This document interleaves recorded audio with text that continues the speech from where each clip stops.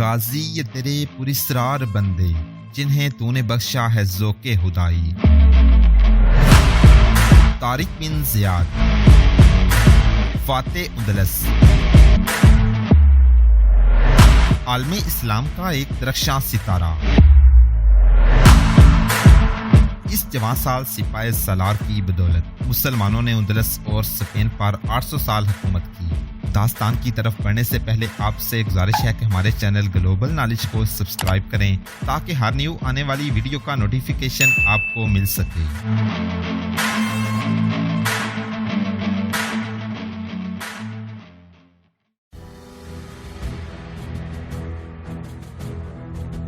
اس روز لڑے بغیر جنگ کا پانسا ہی پلٹ گیا۔ اگلے دنوں میں راڈرک نے پرجوش حملے کرائے، لیکن ہر حملہ پسپائی کی صورت اختیار کر جاتا۔ مسلمانوں کی تعداد میں ایک ہی بار 20,000 کا اضافہ ہو گیا تھا۔ یہ تعداد برائے نام نہیں تھی، بلکہ اس تعداد میں انتقام کا جذبہ تھا، اور اس جذبے کی تسکین کے لیے ان گوتھوں کو اور ان یہودیوں کو جو مسلمانوں سے عاملے تھے، مسلمانوں کی حمایت حاصل ہو گئی تھی، اور مسلمان بھی ایسے جنگجو اور جام باز کہ ایک 10 کا مقابلہ کرتے تھے۔ طارق بن زیاد کو جب اتنی زیادہ فوج مل گئی تو اس نے اپنی جنگی چالوں کو گوتھوں میں سے ایک کو جرنیل بنا دیا۔ ان کا پہلا جرنیل مارا گیا تھا۔ کون کہہ سکتا ہے کہ میرے رسول صلی اللہ علیہ وسلم کی بشارت صحیح نہیں ہو سکتی؟ طارق نے اپنے سالاروں سے کہا، اللہ جب کرم کرنے پر آتا ہے تو ایسے اسباب پیدا کر دیتا ہے کہ اس کے بندوں کی ہر مشکل آسان ہو جاتی ہے۔ اللہ نے اپنے محبوب صلی اللہ علیہ وسلم کی بشارت پوری کرنی تھی، اور یہ معجزہ ہو گیا۔ اپنے ہر عسکری سے کہہ دو کہ اللہ کے حضور سر جھکائے رکھو اور دل میں اللہ کا ہی نام رکھو۔ یہ ایک معجزہ تھا جس کا ذکر ہر مورخ نے تفصیل سے کیا ہے۔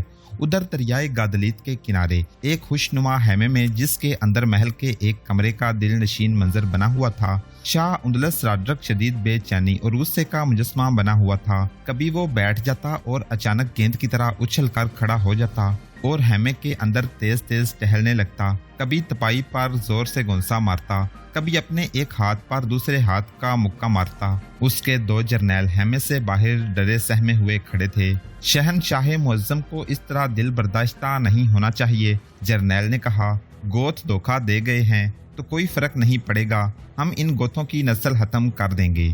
نسل ہماری ختم ہو رہی ہے۔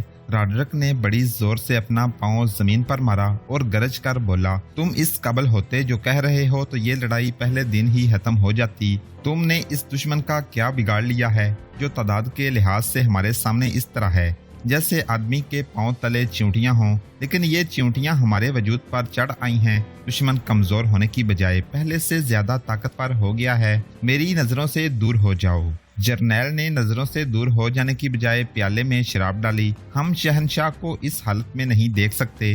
جرنیل نے پیالہ راڈرک کی طرف بڑھاتے ہوئے کہا، یہ لیں اور اپنے آپ پر قابو پائیں۔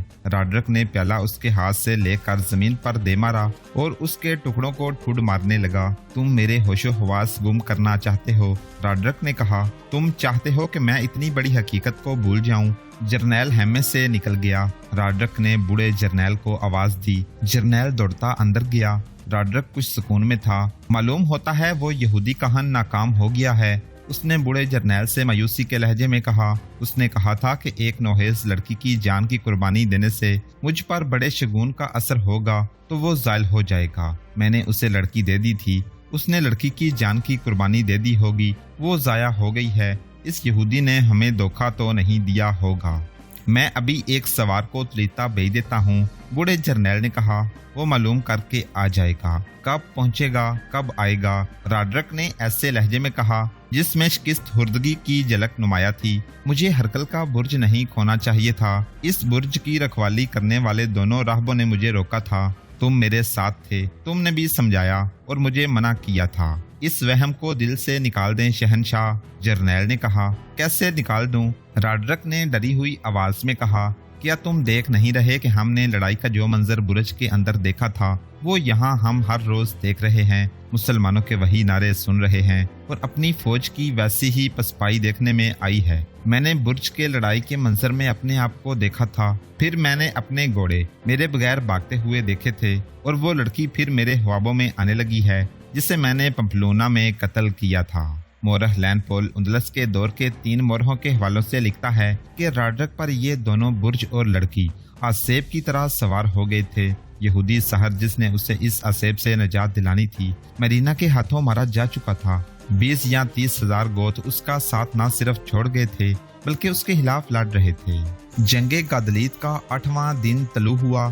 راڈرک نے اپنی تمام فوج کو میدان میں نہایت اچھی ترتیب میں کھڑا کیا۔ وہ اپنے سفید گھوڑے اوریلیا پر سوار تھا۔ گھوڑا اپنی فوج کی صفوں کے آگے دوڑتا، روکتا اور اعلان کرتا کہ آج کی لڑائی کو فیصلہ کن بنانا ہے۔ اگر آج تم نے دشمن کو شکست دے دی تو اتنا انعام دوں گا کہ تمہاری آنے والی نسلیں بھی شہنشاہ راڈرک کو یاد کیا کریں گی۔ اے قوم گوت، طارق بن زیاد اپنی قوم سے مخاطب تھا، تم آج شکست کھا گئے تو اندلس میں تمہاری نسل ختم کر دی جائے گی۔ تمہاری کسی عورت اور کسی بچے کو راڈرک زندہ نہیں رہنے دے گا۔ اور اے قوم بربر، کیا تم نے کبھی اس سے شکست کھائی تھی؟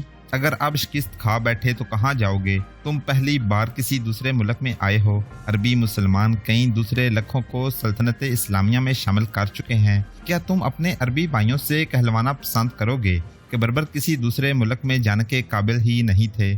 نہیں طارق نہیں۔ بربروں کے لشکر سے ہزاروں آوازیں بلند ہوئیں، ہم تیرے ساتھ ہیں، تیرے ساتھ رہیں گے، حملہ آوروں کے نعروں سے نہ ڈرو۔ راڈرک اپنی فوج سے کہہ رہا تھا، یہ کسی بادشاہ کی فوج نہیں، یہ ڈاکو ہیں، لٹیرے ہیں۔ اے اہل اسلام، طارق اپنے لشکر کو للکار رہا تھا، فتح تمہاری ہے، تم دشمن پر دہشت بن کر چھا چکے ہو، اور مت بولو کہ یہ ہزاروں گوت اپنے ظالم اور گنہگار بادشاہ سے نجات حاصل کرنے کے لیے آئے ہیں۔ اللہ کا حکم ہے کہ جس بستی کے لوگوں پر ظلم ہو رہا ہو اور ان کی فریاد سننے والا کوئی نہ ہو، ان کی مدد کو پہنچو۔ اپنے ان گوت بھائیوں کو اس ظالم بادشاہ سے آزاد کرانے کے لیے اپنی جانیں قربان کر دو۔ ہم جانیں قربان کر دیں گے طارق، بربروں کے لشکر سے آوازیں اٹھیں، ہم جانیں قربان کر دیں گے۔ راڈرک نے حملے کا حکم دے دیا۔ اس کے سوار دستے سر پٹ گھوڑے دوڑاتے آئے۔ طارق نے اپنے سوار دستوں کو ہی آگے رکھا ہوا تھا۔ جب دشمن کے سوار کچھ دور ہی تھے تو طارق کے سوار دستوں کے پیچھے سے پیادے سواروں کی صف سے آگے ہو گئے۔ یہ سب تیر انداز تھے۔ انہوں نے اندلسی سواروں پر تیر چلانے شروع کر دیے۔ یہ بہت زیادہ تیز تیر اندازی تھی۔ بربروں کی کمانیں بہت سخت تھیں، ان سے نکلے ہوئے تیر تیز جاتے۔ اندلسی سوار گرنے لگے، گھوڑوں کی رفتار کم نہ ہوئی۔ جب وہ قریب آئے تو تیر انداز بڑی تیزی سے اپنے سوار دستے کے پیچھے چلے گئے۔ مسلمان سوار تھے۔ دونوں قافلوں کے سواروں کا شدید تصادم ہوا۔ جب سوار آپس میں گڑمڑ ہو گئے تو طارق کے ایک طرف سے گوشت سواروں کا دستہ نکلا اور اس نے پہلو سے اندلسی سواروں پر حلہ بول دیا۔ راڈرک اب تماشا نہیں دیکھنا چاہتا تھا۔ اس نے پیادہ دستوں کو حملے کا حکم دے دیا۔ اب طارق بن زیاد اپنی محسوس چالیں چلنے لگا۔ اس نے گوتھوں کو آمنے سامنے کی لڑائی لڑتے رہنے کے لیے کہا اور مسلمان دستوں کو دائیں اور بائیں بھیج دیا۔ ایک طرف مغیث الرومی اور دوسری طرف ابو زویا طریف گیا۔ وہ دور کا چکر کاٹ کر اپنے اپنے مقام پر پہنچ گئے۔ راڈرک اپنے دستے لڑائی میں جونکتا چلا جا رہا تھا۔ اس کے پیچھے دریا تھا۔ مغیث الرومی اور ابو زویا طریف نے دونوں طرف سے ان دستوں پر بہت ہی تیز حملہ کر دیا جو ابھی راڈرک کے پاس تھے۔ یہ دونوں پہلوؤں پر حملہ تھا جو ایسا غیر متوقع تھا کہ اندلسی بری طرح گھبرا گئے۔ راڈرک بھی نہ سمجھ سکا کہ یہ کیا ہوا ہے۔ اس کے دستے سنبھل کر مقابلے میں آنے کی بجائے ڈری ہوئی بھیڑوں کی طرح ایک دوسرے میں سکڑنے اور سمٹنے لگے۔ ان کی یہ پوزیشن ایسی تھی جیسے شکاری کو آرام سے بیٹھی ہوئی بطخیں مل جائیں۔ مجاہدین نے ان میں سے ان کو زندہ چھوڑا جس نے ان کے آگے ہتھیار ڈال دیے اور وہ بیٹھ گیا یا سجدے میں گر پڑا۔ ان میں 2 سالاروں نے ان اندلسیوں سے فارغ ہو کر راڈرک کے ان دستوں پر پیچھے سے حملہ کر دیا جو گوتھوں کے آمنے سامنے کی لڑائی میں الجھے ہوئے تھے۔ ایسے عقبی حملے سے ان کا سنبھلنا اور سنبھل کر مقابلہ کرنا ناممکن تھا۔ ان اندلسیوں میں سے بھی بے شمار کٹ مرے اور وہی بچے جنہوں نے قید قبول کر لی۔ تاریخ لکھنے والوں نے جن میں جنگی مبصر خاص طور پر قابل ذکر ہیں لکھا ہے کہ جنگ گادلیت تاریخ کی چاند ایک بہت بڑی جنگوں میں سے ایک ہے جس میں عسکری شجاعت کے مظاہرے بھی ہوئے اور مسلمانوں کی طرف سے جو جنگی چالیں چلی گئیں وہ کم ہی جنگوں میں دیکھنے میں آئی ہیں۔ اس گمسان کی لڑائی میں جہاں ہر شخص کٹ رہا تھا یا کاٹ رہا تھا، ایک آدمی تلوار ہاتھ میں لیے قیامت کے اس منظر میں یوں گھوم پھر رہا تھا جیسے کسی کو ڈھونڈ رہا ہو۔ وہ لڑ نہیں رہا تھا۔ یہ گورا چٹا جوان دریائے گادلیت تک چلا گیا اور ان عورتوں کے خیموں تک بھی گیا، لیکن ایسے لگتا تھا जैसे इसे वो नहीं मिल रहा जिसकी तलाश में वो मारा मारा और दुश्मन से बचता बचाता फिर रहा है। वो हैरी था जिसने फ्लोरिंडा से वादा किया था कि रॉड्रिक का सर काट कर उसके कदमों में रखेगा। वो रॉड्रिक को ढूंढ रहा था। रॉड्रिक का झंडा नजर नहीं आ रहा था। ये झंडा बहुत देर पहले गिर चुका था। अंदलसियों के दिल छोड़ देने की एक और वजह यह भी थी कि उनका शाही परचम गिर पड़ा था, जिसका मतलब ये था कि बादशाह पकड़ा गया है या मारा गया है। हेनरी ने दरिया के किनारे रॉड्रिक का सफेद घोड़ा खड़ा देखा, लेकिन इस घोड़े पर रॉड्रिक सवार नहीं था। घोड़े के पास एक तलवार पड़ी थी जिसके दस्ते में बेशकीमत हीरे और पत्थर जड़े हुए थे। ये यकीनन रॉड्रिक की तलवार थी। अजीब चीज ये देखी गई कि रॉड्रिक के जूते भी तलवार के पास पड़े हुए थे। हेनरी औरतों के हेमों में चला गया। वहां रॉड्रिक के हरम की औरतें डरी और सहमी हुई मौजूद थीं। हेनरी ने उन्हें डरा धमकाकर रॉड्रिक के मुताल्लिक पूछा। हर औरत ने यही कहा कि इसे पता नहीं। हेनरी दौड़ता गया, रॉड्रिक की तलवार उठाई और उसके जूते उठाए और इसके महबूब घोड़े ऑरेलिया पर सवार हुआ। घोड़े को एड़ लगाई और बड़ी बुलंद आवाज से कहा, रॉड्रिक मारा गया है, रॉड्रिक मारा गया है। किनारे लगाता हुआ तारिक बिन ज़ियाद के पास चला गया और उसे बताया कि उसे रॉड्रिक का ये घोड़ा, तलवार और जूते कहाँ से मिले हैं। 8 दिनों की जंग खत्म हो गई। लैनपोर लिखता है कि इस 8 दिनों की जंग ने मुसलमानों को 800 साल के लिए उल्लास की हुक्मरानी दे दी, लेकिन चंद और लड़ाइयाँ भी इन्हें लड़नी पड़ी। फैसला कुन जंग यही थी जो जंगे गादलीत के नाम से मशहूर है।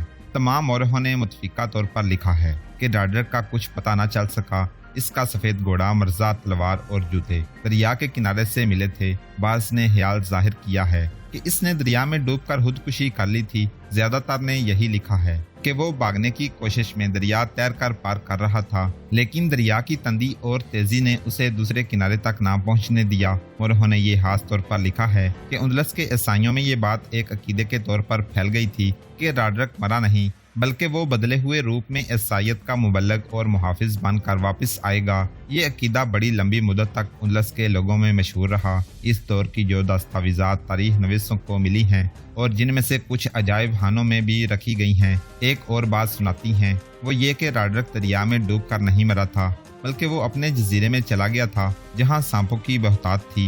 हर रोज एक सांप रॉड्रिक को डसता था, लेकिन रॉड्रिक मरता नहीं था। खुदा ने उसे गुनाहों की सजा देने के लिए हंसी लंबी उम्र दी और सांप उसे डसते रहे, और जब वो मर गया तो उसका मुर्दा जिस्म सांपों की खुराक बना। ये रवायत लिखने वाले तमाम मौरख ईसाई हैं। इस जंग में उंदलस की फौज के 50,000 आदमी हलाक हुए, जिसमें नामी ग्रामी जर्नैल भी थे और उंदलस के नवाब और उमरा भी। रॉड्रिक की इस फौज के 30,000 सिपाही और छोटे बड़े ओहदेदार जंगी कैदी बने। तारीख के मुताबिक रॉड्रिक की फौज अपने साथ बड़े लंबे लंबे रस्से इस मकसद के लिए लाई थी कि मुसलमान जंगी कैदियों को बांध कर लाया जाएगा, लेकिन मुसलमानों ने इन्हें रस्सों से रॉड्रिक के 30,000 फौजी बांध लिए और इन्हें पीछे भेज दिया।